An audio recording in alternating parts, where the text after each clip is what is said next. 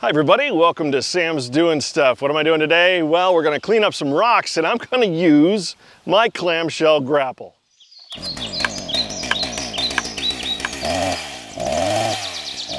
Let me start off by saying if you are a novice grapple user, if you have a brand new grapple, don't do this. Practice with it first. This grapple and I have had some experience. I've also welded some pieces of 1-inch pipe in between the bottom teeth to reinforce it and make it a stronger grapple. I highly recommend doing that if you get one of these Land Pride 54-inch grapples for your subcompact tractor. It really helps to not bend those lower teeth. Anyway, I've got a mess of rocks and debris in this pile that's on top of a backfilled trench, and I need to clean it up, and I don't have a rock bucket. And if you have any experience with a normal bucket, it is very difficult to scoop up rocks. I don't understand what it is, boulders and such. If you don't have something behind it, that sucker just wants to roll and roll and roll. So I have found that if you do it correctly, using a grapple to pick up large boulders and debris and rocks really is fantastic. Let's get to work. I like that boulder. That is a nice boulder.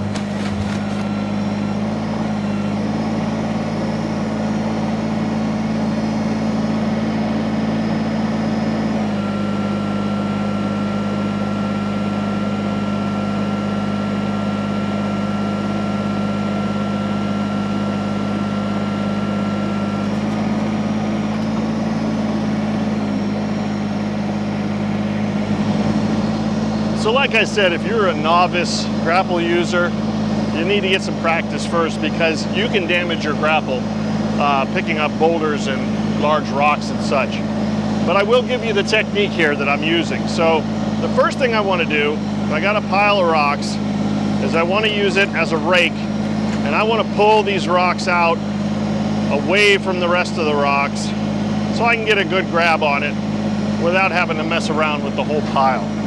Now that it's out, I want to line up and get it about the center. I know that other boulder, it was just for photography purposes. It was off to the side, so it looked like a cool shot. But you want the boulder in the middle so that you have a nice equal distribution of weight. Get the rear teeth behind the boulder and then pinch down just until you feel it. You know, if you keep squeezing, you could bend one of those teeth. So just until the pressure's there, then you're gonna curl back and lift that sucker up.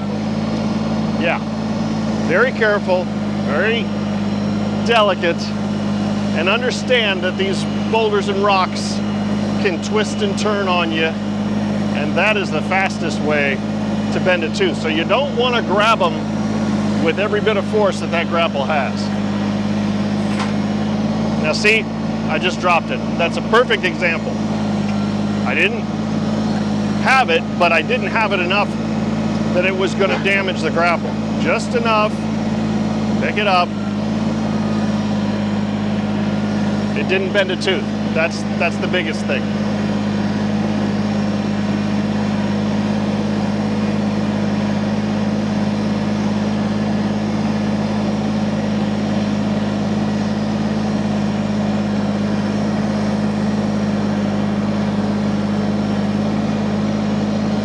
Now I'm loading these stones into my trailer, and once again, you know, we don't want to damage any of our equipment here. So I'm going to bring this up and I'm going to very gently curl this out so that I'm low enough that when I let go of it, it's not going to dent the trailer. Rinse and repeat.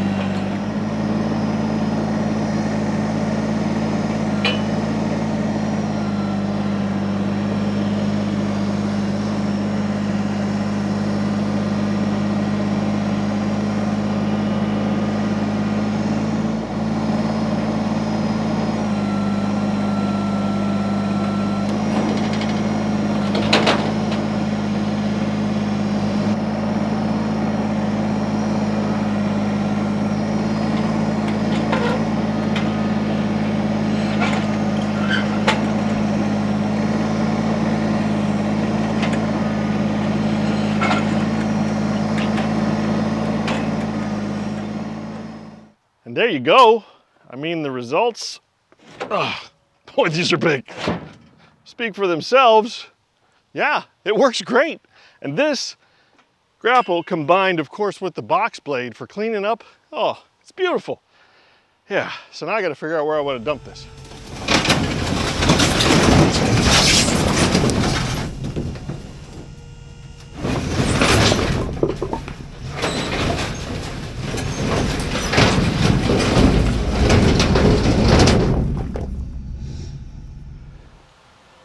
Okay, that works really well. So, next step in the process, once again, we're still using the grapple for this. We're gonna rake out this dirt because what's left now are not the boulders, and I looked it up because I don't want to misspeak, but a boulder is anything over 10.1 inches in diameter. That's what the definition is, 10.1, I don't know why. But anyway, those are definitely bigger than 10.1 inches in diameter. So, we're gonna scrape through this, and the medium-sized rocks, you know, stuff that won't fit through here, you know, little stuff like this, that's gonna come out. Now some of the dirt's gonna come out too, but it's gonna be a lot better than using a regular bucket because that'll just scoop out way too much dirt. And I just think it's the best tool for the job. So I'll show you what I'm talking about.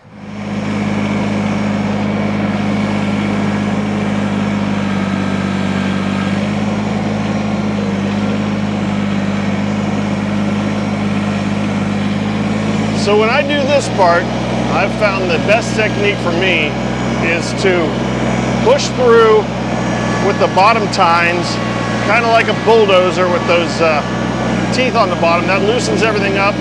Then you're going to curl all the way over, and you're just going to rake through it.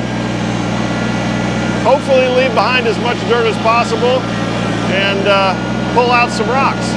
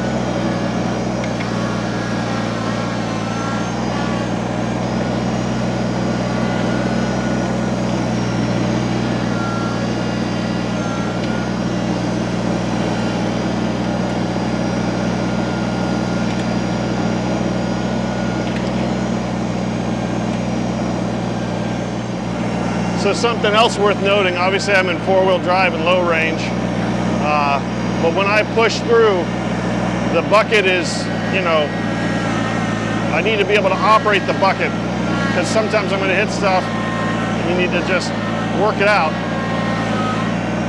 And then when I rake back through, I put the bucket in float so that it just kind of glides along it. The goal here is to get all of this rocks and debris out here in a line, and I'll scoop it up with the bucket later. So you might need to go back through and rake it again. Yeah, it's getting those big ones. That's what we want. Oh. Now that's why it's in float mode. I caught something that could have damaged the grapple there, and it just popped off of it. If you're not in float mode when you're back dragging like that, raking, you could damage the grapple.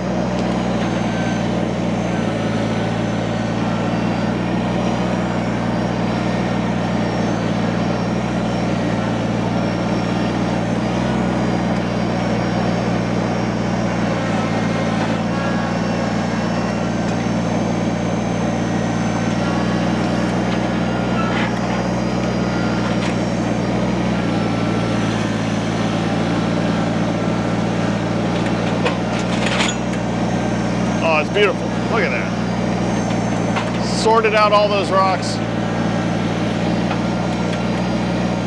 Wonderful.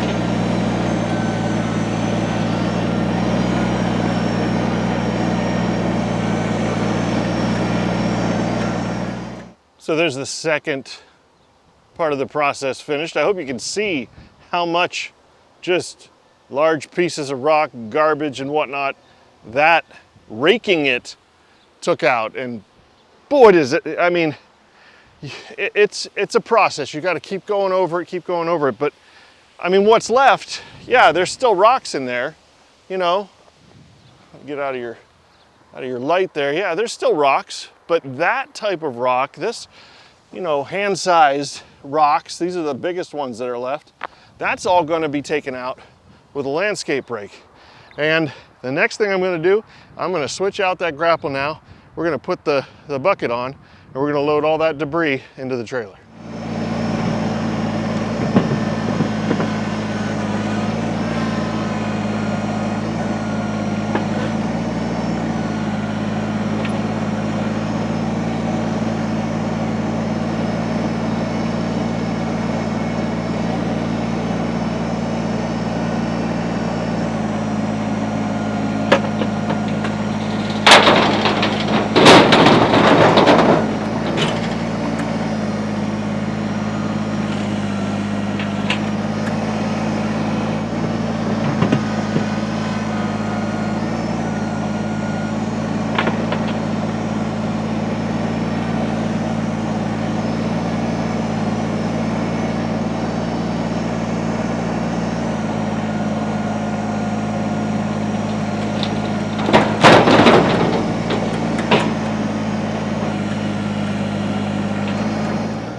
So now I'm just gonna switch the box blade out for the landscape rake. I'll keep the bucket on. Of course, when you have the landscape rake on, you don't have as much ballast as you do with the box blade. So I'm gonna have to take lighter loads of that smaller rock as I get it into piles. And it's just an over and over and over process until you get a nice, smooth, rock-free surface that you can grow grass on.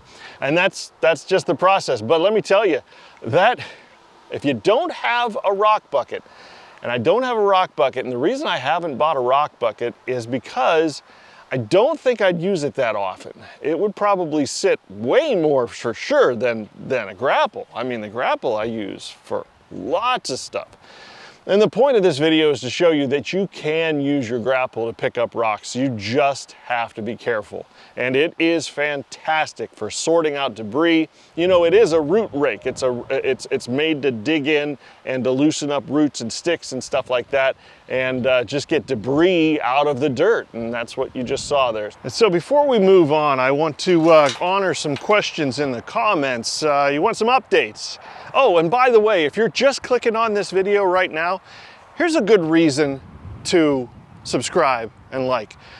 I listen to my viewers, okay? And I try to answer every comment. And you know what? Somebody had said, get to the point. You know, I know when I click on a video and I want to see how to use a grapple to pick up rocks, I want to see how to pick up rocks with a grapple. I want to get to it. So now I'm doing this stuff at the end. So if you don't want to watch this, just end the video and be done with it, or subscribe and follow along with the rest of us. But anyway, updates. So I want to tell you about the garden. Look at these potatoes.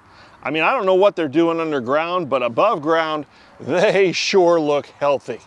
And I've been doing a ton of weeding. It takes forever. I got into the onions, and by the way, I don't know what this plant is. I'm just kind of letting it grow. It might be a weed, but whatever. I don't know what it is. But these are all onions, and boy, are they going crazy. Like I say, the weeding, I got halfway through the onions, and pulling the grass out and the weeds takes out a lot of dirt, and then you got to replace the dirt that you pull out. So anyway, there's the onions. Gonna have lots and lots of onions. And in here we've got beans. So the beans are coming up pretty good. I got some really good bean plants, and then I got weeds. I don't know, I'm just gonna have to sort through it, you know. And then of course we've got our, I think this is broccoli. I mean, it's supposed to be broccoli. That might be a broccoli plant, and that might be all weeds. and that might be a broccoli plant. Yeah, it's hard to tell. A first year gardener, I'm learning how hard this is, and my cucumbers are growing like crazy. Look at those vines coming out of there. So I don't see anything yet. I think the flowers turn into the fruit. I don't know. Anyway, the cucumber vines are growing really well. And then we get into the corn. Corn's not doing so hot. I don't see much of any corn. I've got one stalk here, and I've got one stalk here, and I've got one tiny little stalk right there. So of course I know, you know, tomorrow's the 4th of July, and it's supposed to be knee-high by the 4th of July. That one stalk is close, and that one over there is kind of close too. I have some things I want to do differently next year. I certainly want to try and pre-grow things. I also don't think I rototilled this enough to get rid of the weeds and vegetation heads. It's just a lot of work, and I'm really busy doing other things too. So here's another update. Speaking of corn being knee-high by the 4th of July, I think the farmer's doing pretty well. Oh my goodness, 6 feet tall. I'm 6 feet, and a lot of this is 6 feet tall already. Yeah, he's doing just fine. And the flooding that we had earlier, yeah, it didn't affect him much at all. He's got a couple of thin spots. Put up some drone footage here, and you can see what his fields look like, but not too concerned about his crops this year. He's doing just fine. Yeah, so anyway, I've got so much ahead of me, so many projects to finish. Oh, I really want to get on that drainage, at least in front of the barn, and get that all sealed up, because I've got the electric and the water down there, and if I get the culvert put in, it'll finish that up in front of the barn, and that's probably my next highest priority. That's a budget thing, because I spent a lot of money doing the wire and water, so it's just the way it is, but I'll always have something to do. And if you subscribe and you like, I will see you next time when I'm doing more stuff. See you then.